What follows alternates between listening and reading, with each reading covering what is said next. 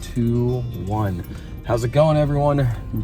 Chris Chu here, martial arts nomad, Arnis International, and I am here with my very good friend and someone I admire greatly in the martial arts community, the guy who helped essentially spark and inspire this idea of let's talk about stuff and martial arts related. The one, the only, the creator of FMA Discussion, Guro Mean Dean Franco's in the house.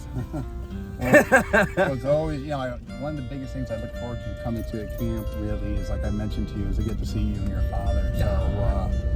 So I love coming down here and getting to see you, again, your father and the other folks. So I'm here, happy to do, and I think it's a great thing you're doing, and I'm glad you're continuing to do it. And that's right, we are here at the 2024 Progressive Arnis Winter Camp that hosted by Grandmaster Chad Bailey, who does amazing camps all year long, especially this winter one. I mean, it's always a blast. Yeah, amen. So, super glad you're here, man. I mean, you got to. The theme for this one was combative flow, and you got to dive into one. You got to teach some of your own curriculum stuff or your own interpretations of the arts. Blade Tech. Blade Tech has a module called Specialty Weapons. So basically, that's why I showed the first time. My first time. I don't know where we're at. This whole place is amazing. It is amazing. So you just keep talking while I figure out how to get out of this mess. Yeah, unfortunately, I'm not going to be able to help you. That's why you just keep talking. I think I went the continue, wrong way, but I think I can go around. If you keep going, I think you're going to be okay. All right. Yeah. So Blade Tech, I think last time since we talked was in the works, or it was like coming out soon. Yeah. Because this was literally a year ago. We did this exact same, setup. Yeah. Tell us about Blade Tech. Yeah. So Blade Tech. Blade Tech's been around for 20 years. I just never chose to put it on the map per se, or take it outside of my in-person students. Okay. So I kind of kept it very local, very quiet. You never told me about it until you released it. I know. And so finally, and by the way, it was mostly defensive, empty hand against night, a lot of 2-on-1. So folks were other students urging me to finally launch it, come more public with it, and also add an offensive aspect to it, not just defensive. So that's what I did. So last March, launched it. I also, when I launched it, I kind of did it organically in the fact that I didn't post it, hey guys, I'm starting my own system. If you want to know more information about it, you want to join. I didn't do that. What I did was I kept it with my students. It started to leak out there. I never used FMA Discussion to make that announcement. I did use FMA Discussion, however, to if I was doing a joint seminar with somebody, Blade Tech and Irish Tech Fighting. You were never trying to overtly promote yourself. Yeah.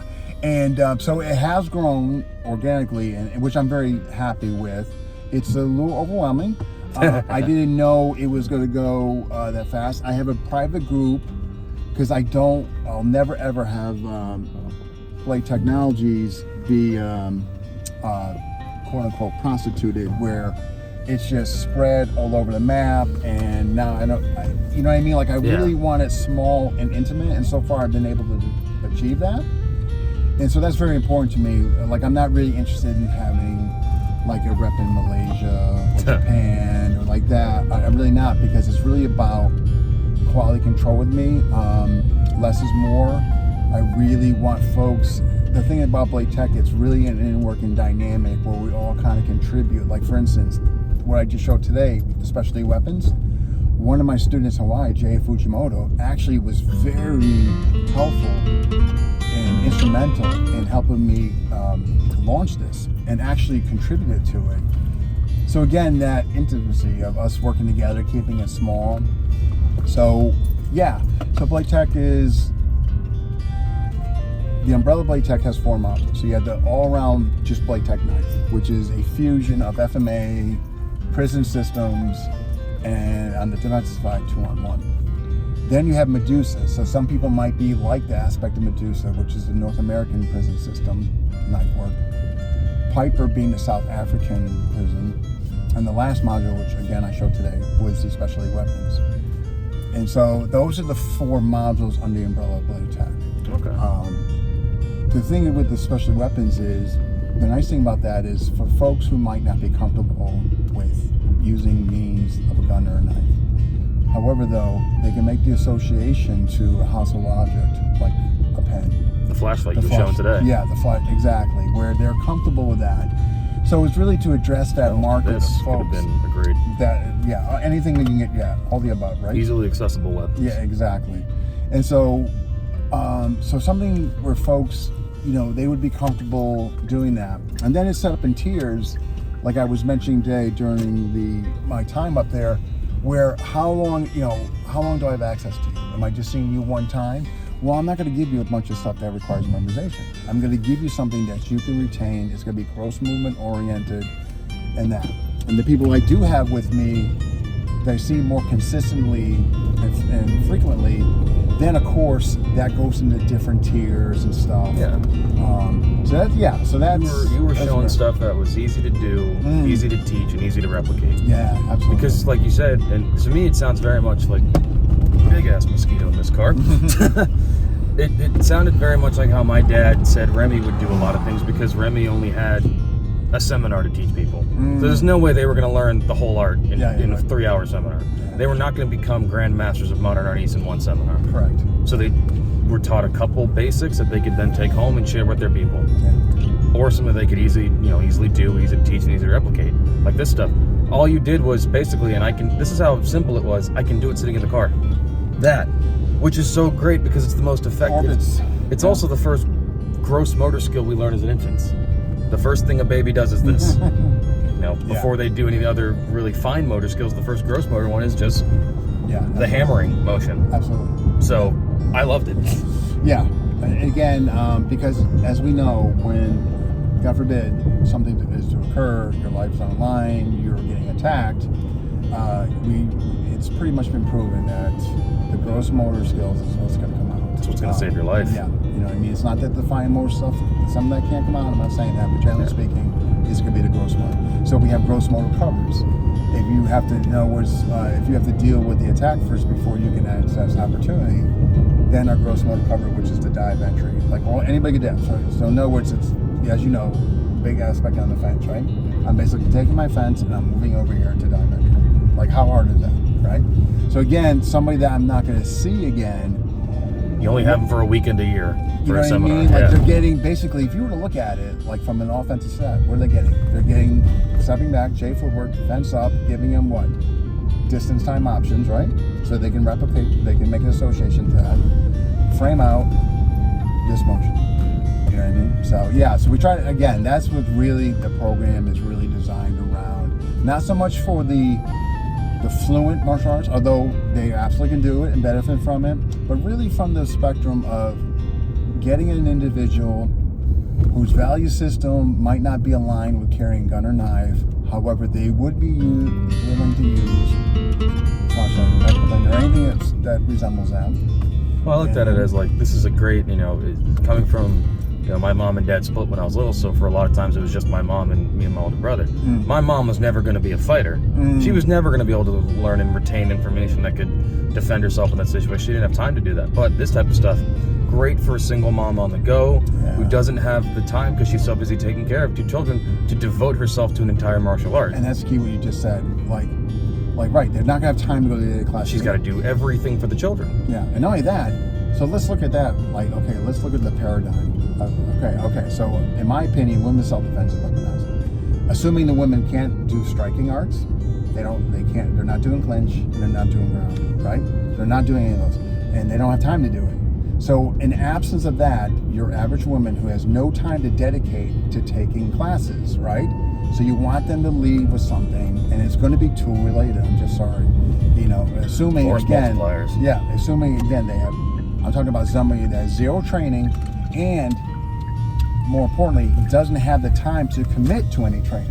Oh yeah. What can they get conceptually of gross motor movements that hopefully, God forbid, could get them out of jam? So that's really what the program is about. But again, it's certainly suitable for really experienced martial arts that just want to, maybe they never looked at specialty weapons. You know what I mean? I truly think that it was I love simplicity. You know, my dad, we teach the art for classes, but when we're teaching self-defense, the best thing and most important thing is efficiency and simplicity. Yeah, it's really if you can't do things efficiently and simply, you're never going to be like, my favorite thing always in the self-defense world is whenever I'm working with someone, I'm like, oh, well, I have pepper spray, I don't need it. I'm like, okay, well, have you ever used it before? No, but it's in my bag. I said, where is it in your bag? Oh, it's somewhere in there. So you don't even know where it is in your bag. You've never pressed the button. You have no idea what you're doing, but you think you can do that in a real life situation. It's like the people who say, oh, I don't need self-defense, I carry a gun. You ever fire it before? Yeah, you ever draw under pressure? No, but I carry it. Well, then you're giving the person the gun. That gun's not a liability. And that's the thing too. You hit upon a couple extra points. Like for instance, what I was saying, like you can't be on the bottom of your bag.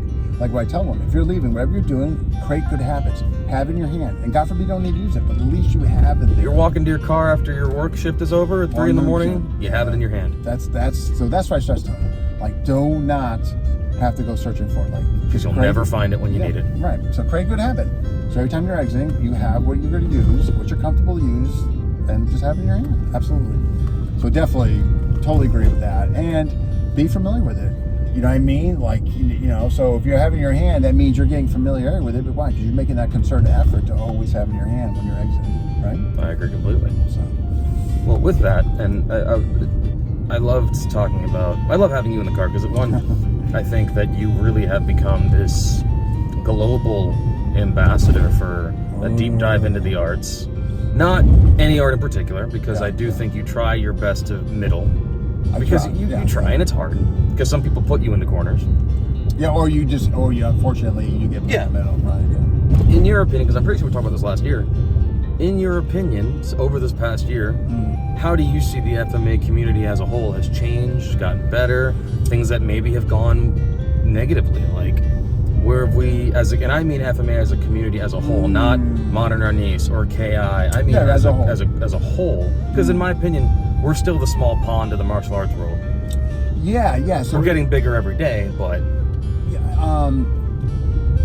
so just the first question. Yeah. So in other words, I look at this. I look at what happened, I think, during COVID, and now I look at post-COVID. So I think during COVID time, I saw a lot of folks working together and joining each other in Zoom classes in the absence of anything else, right? There's nothing else to do. Let's face it, right? Yeah. But I think a lot of good came out of that, right? One, FMA Discussion. No, yeah. I mean, that's when we really grew. One, it really made folks realize that there is some benefit to training online, as long as it's that your single and only source, right? But it is a great supplemental, complementary aspect of learning. Number two, it got folks to work together. Number three, it got folks that normally maybe would never have checked out a system, but because there's been so much downtime, and it's on Zoom, and they're sitting in the comfort of home, now they're looking at other systems and doing other systems that normally maybe they probably wouldn't have, right?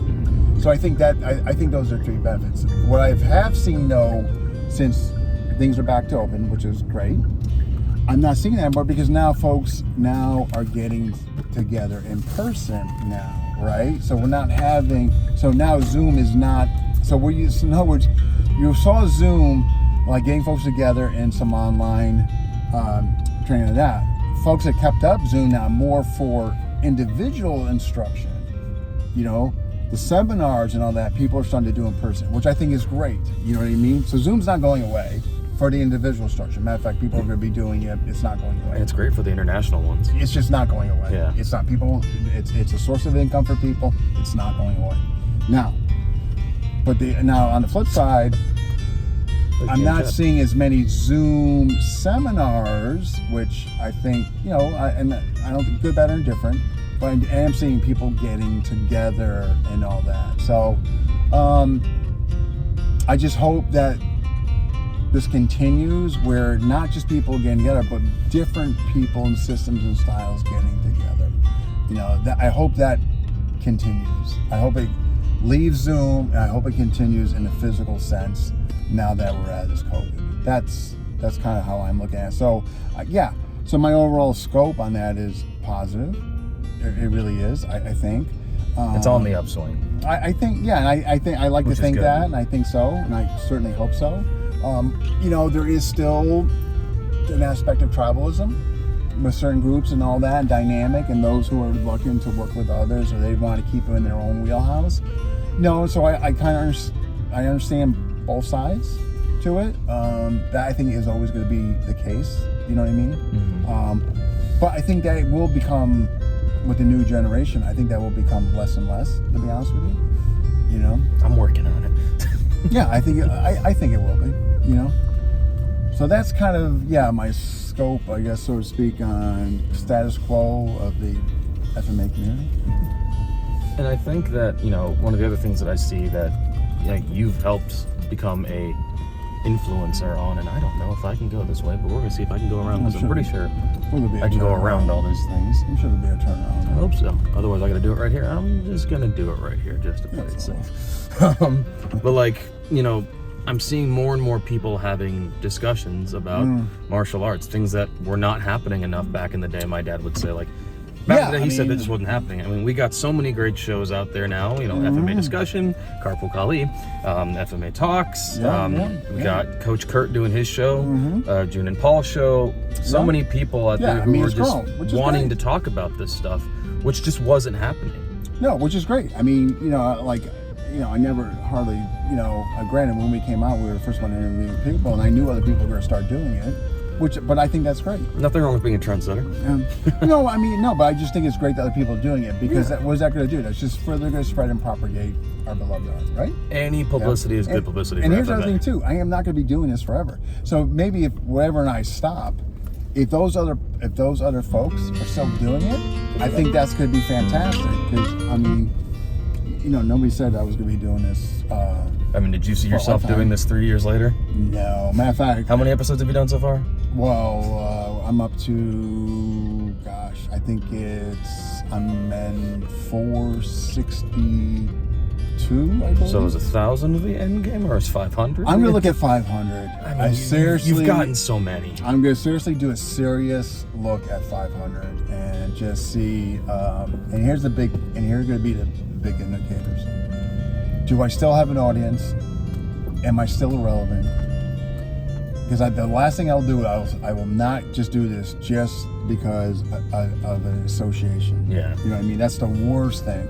So if I still have an audience, if there's still relevance, people still want me to do it, if there's still good topics to cover and people to cover, I'll continue to do it. If I'm at 500 and I've seen there's been a drop off, or I've really gone through everybody, or the theme episodes, I really can't think of any others. I kind of covered them all. You've done a lot of theme episodes. Yeah, but I really enjoy those. They're so fun. I know. That's where you really can dive in. And assuming you have somebody there on the other side that can really go back and forth, complement the subject matter, whatever it may be. I loved your episode, the most recent one, Brian Canada. Everybody's saying, how do you pronounce his name? Brian Canada. Everybody's loving that one. Well, because legacy is a big thing for me, and lineage. And as I commented, I'm a lineage of Remy Princess, who gave it to my dad, and my dad's legacy is going to me.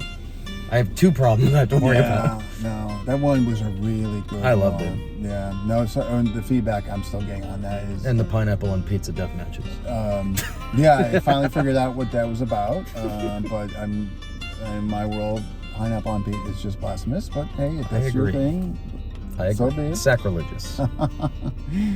But yeah, so that's kind of the future scope. I mean, you know, so if it has to end, it ends. I'm not going to, you know... You're not going to force it. I'm not going to be upset or depressed. I generally will miss talking to people. I really do, because I do generally really enjoy that.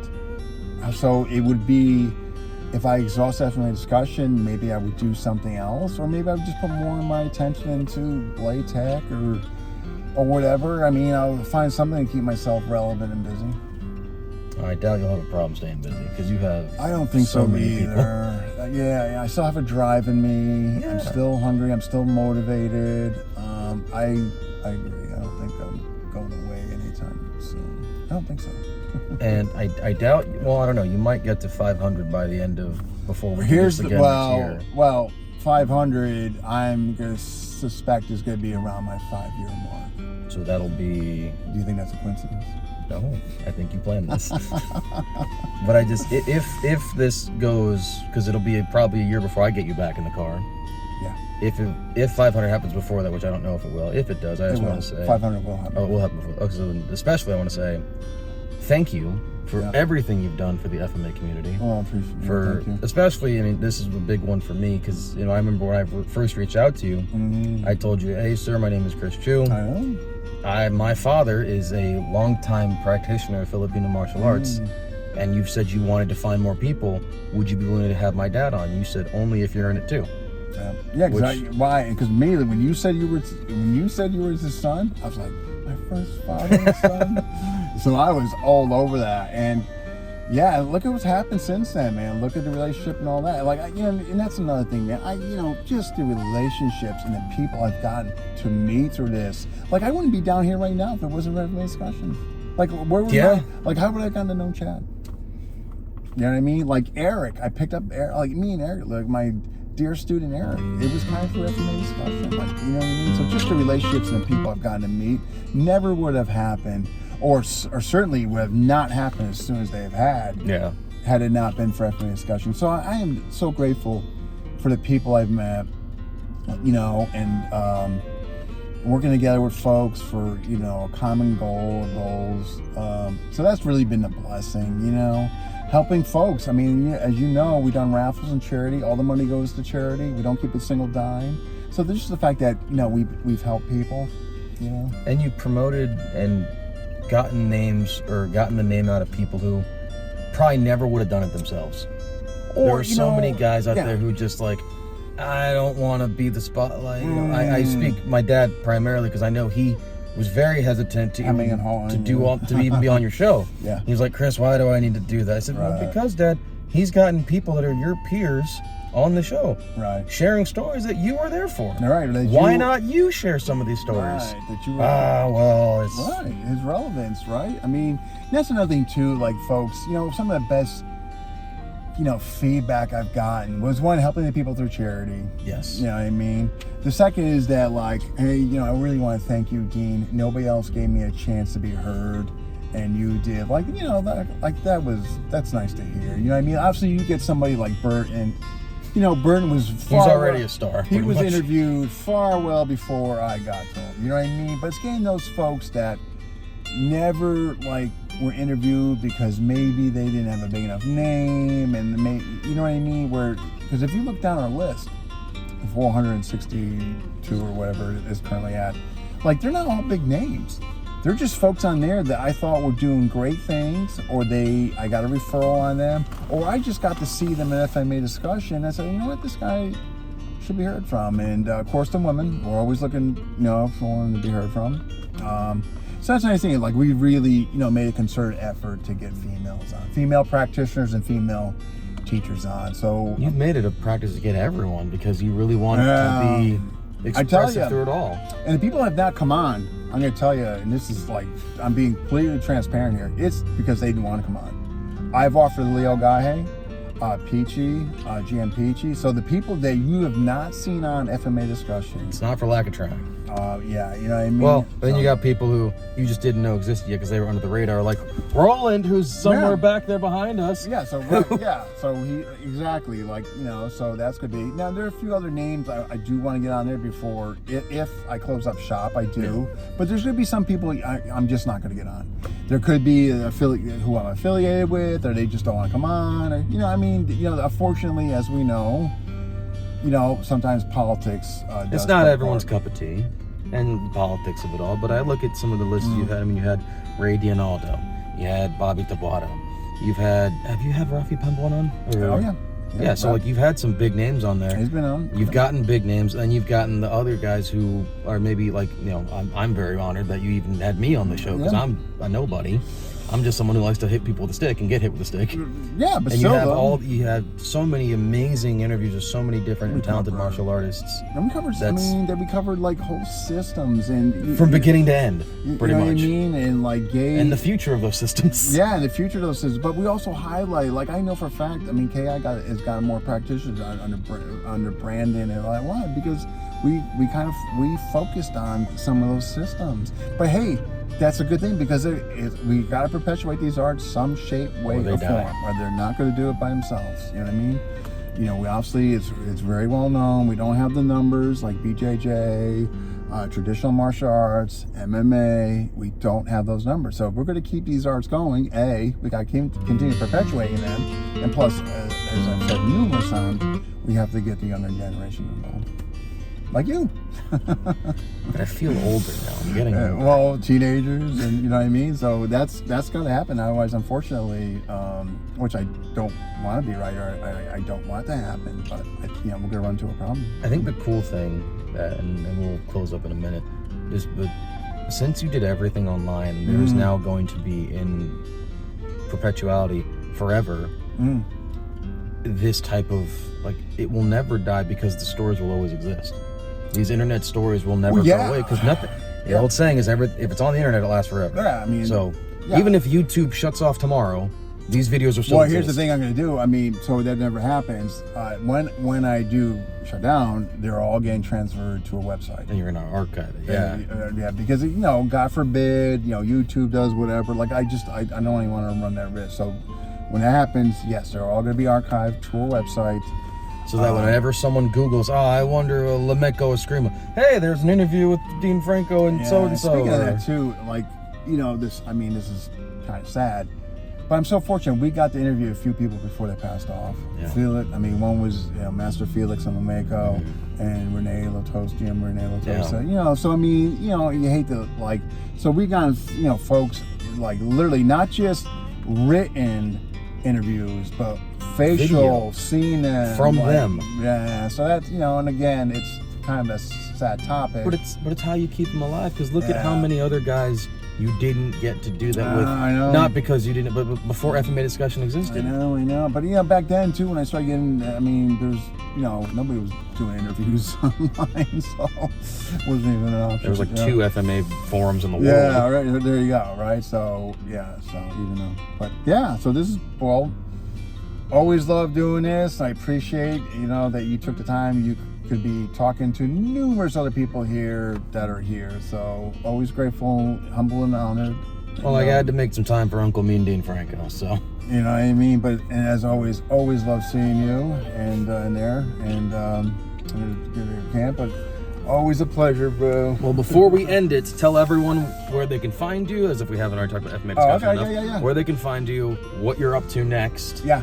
So, this is your chance. FMA Discussion, it's on YouTube, just basically under FMA Discussion, you'll see all the interviews there. Odds are, if you're seeing this video, order. it's on the Facebook page. Yep. Because I'm putting it on there. Yeah, and obviously on Facebook, the group FMA Discussion. When I do my interviews, they're all done on my wall. It's made public, so whether you know me or not, anybody has the opportunity to see them. If you can't see them there, they get downloaded to YouTube, you're able to see them there.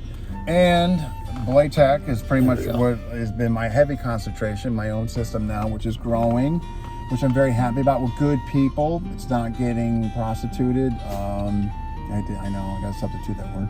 But I think it's an accurate word.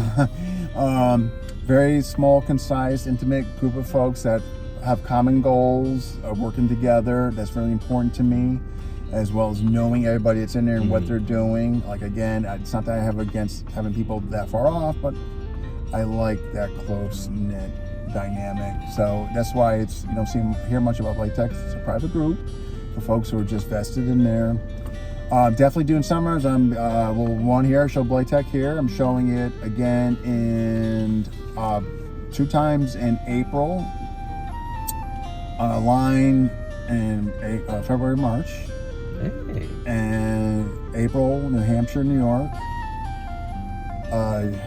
Maybe New Jersey, one of those months. And in June, the Blade Show. Yeah. I'm going to be down there doing a seminar down there. Really? Yeah. The weekend of the Blade Show? The weekend of the Blade Show. With at Arnold's? No, me, Bill McGrath, Brian Canada, and someone else. That's good. Yeah. I want information because I'm going to be at Blade Show. Oh, yeah, no. It's going to be coming out. No, you'll see it. Two on Bill. Because I'll be there, so. Yeah, Two on Bill is going to get that going. Okay. And you'll definitely see it. Shout out to him, Bill. Yeah. And then I think Maryland, and so it's growing. I mean, people like what they're seeing because I keep it very real. It's not based on memorization or a bunch of that. Well, you saw what I did today, right? It's very in the wheelhouse of this is what you do based on attribute development, Not so much memorization. We look at the triangles before, during, after, early on, time, late, recognition, reaction, recovery, you know, stuff like that. So yeah, so far so good. Well, that's it, folks. Make sure you reach out to him. Hey, if there's any other, if you guys are watching and somehow you know an FMA instructor he has not interviewed, hell, even if you're just a practitioner of FMA, please let me know. Reach out to him. We're always taking referrals. Yeah, 100%. Otherwise, you gotta keep having repeat guests, and those get, no, I'm kidding. Usually, the guys I repeat though are usually for the themes, because especially ones I can really know I can tap in, like they're really gonna contribute to that theme episode, you know. Which Brian was awesome.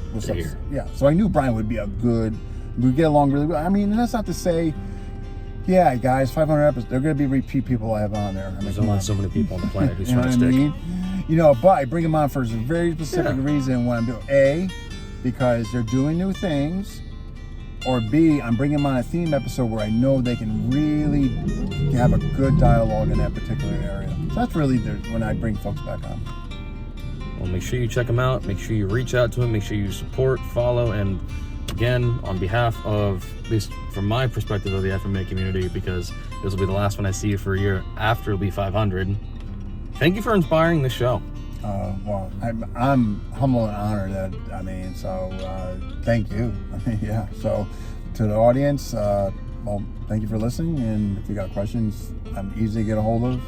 You can find him. He's everywhere. Messenger works great on Facebook. So. All right, then. Let's go back to the camp. We'll do some training before you gotta go. Let's do it. Later, guys.